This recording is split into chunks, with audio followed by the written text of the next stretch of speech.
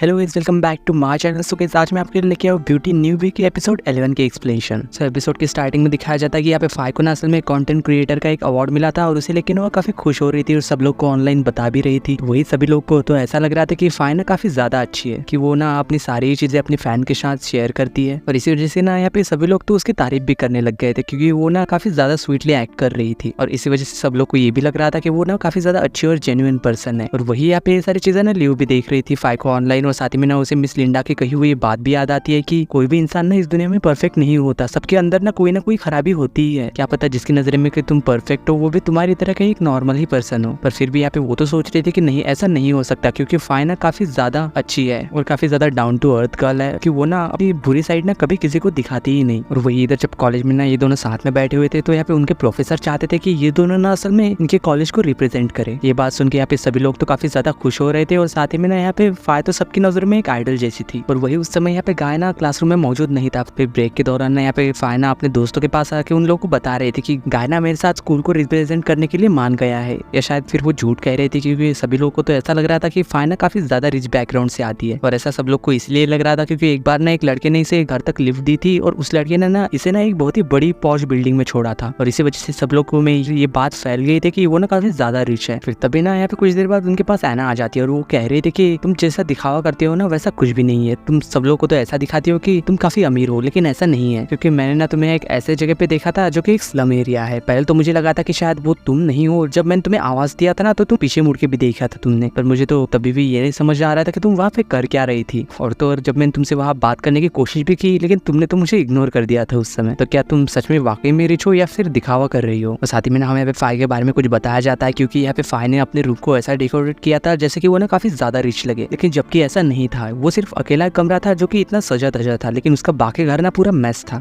और साथ ही में यहाँ पे फाई को अब डर लगने लगा था कि कहीं उसकी पोल ना खुल जाए। इस वजह से ना वो यहाँ पे झूठ कहने लग गई थी, कह रही थी कि मैं तो वहाँ पे किसी को ट्यूशन देने गई थी। पर एक बात, मैंने कभी भी नहीं कहा कि मैं बहुत ज्यादा रिच हूँ। लेकिन ये बात सुन के यहाँ पे मिनी भी कह रही थी कि लेकिन तुम्हारा रूम देख के ऐसा तो लगता है कि तुम काफी ज्यादा अमीर होगी। तो यहाँ पे फाई ऐसा कहने लग गई थी कि उनमें से असल में कुछ गिफ्ट जो है ना मेरे फैंस ने मुझे दिए है, और कुछ गिफ्ट ना असल में मैंने अपनी मेहनत से कमाया है। मैं जितनी परफेक्ट तुम्हें दिखाई देती हूँ ना उतनी परफेक्ट नहीं हूँ मैं, जितना कि तुम मुझे समझते हो। तो यहाँ पे इन बातों को लेकर ना सभी लोग तो उसे से सॉरी कहने लग गए थे, यहाँ तक कि लियो भी ये कह के कि इसमें ना हमारी ही गलती है, क्योंकि हमने ही अज्यूम कर लिया था कि तुम ना काफी ज्यादा रिच होंगी। मतलब कि यहाँ पे एक बार फिर से ना यहाँ पे फाई ने ना इन सभी लोगों को अपनी बातों में फिर से फंसा लिया था और अपना झूठ ना छुपाए रखा। फिर वही कुछ देर बाद ना जब ये लोग वहाँ से जा रहे थे तभी यहाँ पे लियो के पास ना एक लड़का आके उसे एक बुके और साथ में कार्ड देता है, जिसमें कि लिखा हुआ था जब तुम्हारी क्लास खत्म हो जाए तो मुझे बता देना, मैं तुम्हें लेने आ जाऊंगा। और ये सारी चीजें ना असल में सेंट ने भेजी थी उसके लिए। ये देख के यहाँ पे फाई तो सबके सामने ये कहने लग जाती है कि तुम दोनों ना साथ में काफी ज्यादा अच्छे लगते हो, तुम दोनों ना एक दूसरे को डिजर्व करते हो, एकदम परफेक्ट कपल की तरह। यहाँ फाई का तो ऐसा इंटेंशन था कि वो यहाँ लियो और सन को ना एक कपल की तरह पोर्ट्रेट करे, लेकिन वही यहाँ पे लियो को तो ऐसा लग रहा था कि वो ना उसकी तारीफ कर रही थी। लेकिन तभी यहाँ पे फिर ना लियो के पास एक मैसेज आता है कि वो ना उससे मिलना चाहता है, और वही यहाँ पे फिर बाद ना वो उसका इंतजार भी कर रहा था। और वही जब यहाँ पे फिर लियो वहाँ आ गई थी ना तो उससे कहती है कि तुमने फाई के साथ काम करने के लिए हाँ कर दिया है, मैंने नहीं एक्सपेक्ट किया था कि तुम ना उसके साथ काम करने के लिए हाँ कहोगे। तो यार वो भी कहने लग गया था कि क्यों, तुम ही तो चाहती थी ना कि मैं उसके साथ काम करूँ, इनफैक्ट तुम ये भी चाहती थी कि हम दोनों ना साथ में आ जाए। तो जिसपे ना यहाँ पे लियो हाँ कहती है, लेकिन वो साथ में ये भी कहती है कि अगर तुम उसके साथ काम नहीं करना चाहते तो खुद को फोर्स मत करो। पर वही यहाँ पे फिर गाय ना उससे कह देता है कि अब ना इसकी जरूरत नहीं है, क्योंकि मुझे पता चल चुका है कि तुम ना असल में सैंड को पसंद करती हो। और वही मैं सोचता था कि मैं सैंड की जगह क्यों नहीं ले सकता, क्योंकि जब मैं सैंड के साथ होता हूँ ना तो मैं उन्हीं की सब बातों को याद करता रहता हूँ। वही जब यहाँ पे सैंड ने ना असल में गाय को अपने साथ घर लेके आया था कि उसे ना काफी ज्यादा चोट लगी थी और साथ ही में वो उसकी फर्स्ट एड भी कर रहा है घर पे। तो यहाँ गाय ना असल में उसके रूम में ना लियो की फोटो देखता है सैंड के साथ, और साथ ही में उसे ये भी पता चलता है कि असल में सैंड भी ना परफ्यूम में इंटरेस्टेड है और वो भी ना काफी अच्छे अच्छे परफ्यूम बनाता है। और वही यहाँ पे उसे ये बात भी पता चलती है कि सैंड और लियो ना असल में एक दूसरे के इतने ज्यादा करीब क्यों है, सिर्फ परफ्यूम की वजह से। तो वही यहाँ पे फिर गाय ना उससे कहने लग गया था कि इसी परफ्यूम की वजह से तुम दोनों इतने ज्यादा क्लोज आए। तो यार सैंड कह रहा था कि हाँ तुम्हें क्या लगा था, और इसके अलावा हम दोनों में सिमिलरिटी भी क्या हो सकती है जो कि हम दोनों को इतना ज्यादा क्लोज लेके आए। तो फिर ना असल में यहाँ पे गाय ना उससे कहने लग गया था कि तुम मुझसे वादा करो कि तुम ना लियो को एक बेस्ट परफ्यूमर बनाओगे, उसका ना हर सपना पूरा करोगे। तो वो भी कह रहा था कि तुम टेंशन मत लो, मैं भी यही चाहता हूँ। और वही इधर यहाँ पे प्रेजेंट टाइम में ना गाय लियो से कह रहा था कि आज मुझे समझ में आया कि तुमने ऐसा क्यों कहा था कि हम दोनों ना एक दूसरे के लिए परफेक्ट नहीं है, क्योंकि तुम्हारे लिए तो परफेक्ट असल में कोई और ही है जो कि तुम्हारी लाइक डिसलाइक सब कुछ जानता है, यहाँ तक कि तुम दोनों को ही ना सेम ही चीजें पसंद है। चलो कोई बात नहीं, जो हुआ सो हुआ। इतना सब कुछ होने के बाद भी मैं सिर्फ यही चाहता हूँ कि एटलीस्ट हम दोनों अच्छे दोस्त तो रहे कम से कम। तो यहाँ पे इस बात के लिए ना असल में लियो भी मान गई थी फिर बाद में ना लियो तो वहाँ से चली गई थी, लेकिन उसके जाने के बाद ना यहाँ पे गाय ना असल में रो रहा था, क्योंकि उसे ना सच में ये बिल्कुल भी अच्छा नहीं लग रहा था। फिर भी वो ना ये सारी चीजें करना चाहता है। और वही साथ ही में इधर लियो के क्लास की छुट्टी होने के बाद ना असल में सेंट ना उसे लेने आ गया था। तो यार सभी लोग ना सेंट को देख के काफी ज्यादा बातें करने लगते हैं कि लियो और सेंट ना साथ में काफी ज्यादा अच्छे लगते हैं। फिर वही उन दोनों के जाने के बाद ना असल में फाई जब नीचे कमेंट पढ़ती है कि एक कमेंट में लिखा हुआ था कि सेंट भी ना बाकी लड़कियों की तरह उसे ना एक दिन छोड़ ही देगा, क्योंकि फेक लड़के ना फेक लड़कियों को ही डिजर्व करते हैं। और ये कमेंट और किसी ने नहीं बल्कि फाई ने ही किया था एक फेक आइडिया से। और वही इधर यहाँ पे लियो ना जब सेंट के साथ होती है तो काफी अच्छा टाइम स्पेंड करती है, और साथ ही में उससे कह रही थी कि मैं जब भी तुम्हारे साथ होती हूँ ना तो काफी ज्यादा रिलीफ महसूस करती हूँ। साथ ही में यहाँ पे लियो ये भी कह रही थी कि मैं ना गाय को कभी भी हर्ट नहीं करना चाहती, लेकिन देखो आज ना मैंने ही उसे हर्ट कर दिया, क्योंकि मुझे तो अब भी ऐसा लग रहा है कि हर चीज ना अपनी जगह पे ही है, कुछ नहीं बदला। फाया असल में गाय को डिजर्व करती थी और अब ना वो उसके साथ होने वाला है। और देखो मैं आज भी अपने पास को कैसे एक्सक्यूज बना के अपने प्रेजेंट और अपने फ्यूचर को दोनों को ही ना असल में बर्बाद कर दिया, क्योंकि मैं ना अभी भी खुश नहीं हूँ इस बात को लेके। और वही यहाँ पे ना असल में सेंट को भी समझ में आ रहा था कि लियो ना सच में गाय से काफी ज्यादा प्यार करती है, वो उसके बिना ना असल में नहीं रह पाएगी। तो इसलिए वो ना यहाँ पे फिर उसे कन्फेस करने लग जाता है कि शायद ना पूरी गलती तुम्हारी नहीं है, इसमें गलती मेरी भी है, क्योंकि जब तुमने मुझसे कहा था कि तुम उसे हर्ट नहीं करना चाहती तो मुझे ऐसा नहीं करना चाहिए था, बल्कि तुम्हें समझाना चाहिए था कि तुम जो कुछ भी कर रहे हो ना असल में गलत है। तुम्हें तो वो अपनी रियलिटी को एक्सेप्ट करना चाहिए और उसे ना अपने दिल की बात बता के इन सब चीजों से फाइट करनी चाहिए। मैंने ऐसा सब कुछ कहने के बजाय ना तुमसे ये कहा कि तुम मुझे डेट करो। शायद ना मैं तुमसे सिर्फ एक चांस चाहता था कि मैं ना गाय की जगह ले सकूं, लेकिन अब ना मुझे समझ में आ रहा है कि मैं ना गलत था, क्योंकि मैं ना असल में उसकी जगह ना कभी ले ही नहीं सकता। इसलिए तुम्हें ना सिर्फ अपने दिल की सुननी चाहिए, और चाहो तो तुम्हारे पास अभी भी टाइम है, तुम जाके गाय से ना अपनी फीलिंग्स कन्फेस कर सकती हो। अगर तुमने अभी ऐसा नहीं किया तो इसके लिए ना शायद काफी ज्यादा देर हो जाएगी। तो यहाँ पे इतनी सारी मोटिवेशन मिलने के बाद ना भला लियो ऐसे ही रोते हुए कैसी रह सकती है। वो सीधी ही ना यहाँ पे फिर गाय को